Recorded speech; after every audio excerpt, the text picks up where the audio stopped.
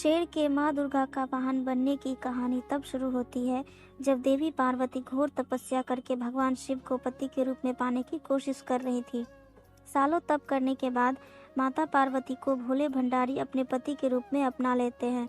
इसी बीच तपस्या की वजह से माँ पार्वती का रंग काफी काला पड़ गया था। एक दिन ऐसे ही बातचीत के दौरान भगवान शिव माँ पार्वती को काली कह देते हैं। यह बात उन्हें पसंद नहीं आती।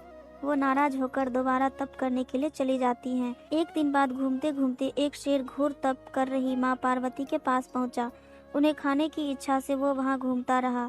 माँ को तप में लीन देखकर शेर भी वहीं इंतजार करता रहा। देवी का इंतजार करते करते सालों बीत गए। शेर माँ पार्वती की तेज की वजह से उनके पास नहीं पहुंच पाता था। कोशिश करता और असफलता हाथ लगने पर दोबारा लौटकर कोने में बैठ जाता। होते होते कई साल बीत गए। माँ के तप से खुश होकर भगवान शिव प्रकट हुए और माँ से मनचाहा वर मांगने को कहा। देवी पार्वती अपना गोरा रंग वापस मांगना चाहती थी। भगवान ने आशीर्वाद दिया और वहां से चले गए। वरदान मिलते ही माँ पार्वती नहाने के लिए चली गई। नहाते ही उनके शरीर से एक और देवी का जन्म हुआ जिनका नाम कौशिकी पड़ा। उनके शरीर से काला रंग भी निकल गया था और माँ का रंग पहले की तरह ही साफ हो गया।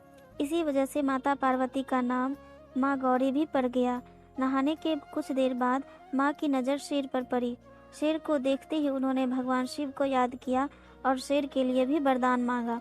माता पार्वती ने भगवान से कहा, हे नाथ, यह शेर सालों से मुझे भोजन के रूप में ग्रहण करने के लिए इंतजार कर रहा था।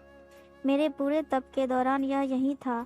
जितना तप मैंने किया है उतनी ही तपस्या इसने भी की है। इसी वजह से अब वरदान के रूप में इस शेर को मेरी सवारी बना दीजिए। भगवान ने प्रसन्न होकर माता की बात मान ली और शेर को उनकी सवारी बना दिया। आशीर्वाद मिलने के बाद माता शेर पर सवार हो गई और तभी से उनका नाम शेरावाली और दुर्गा पड़ गया।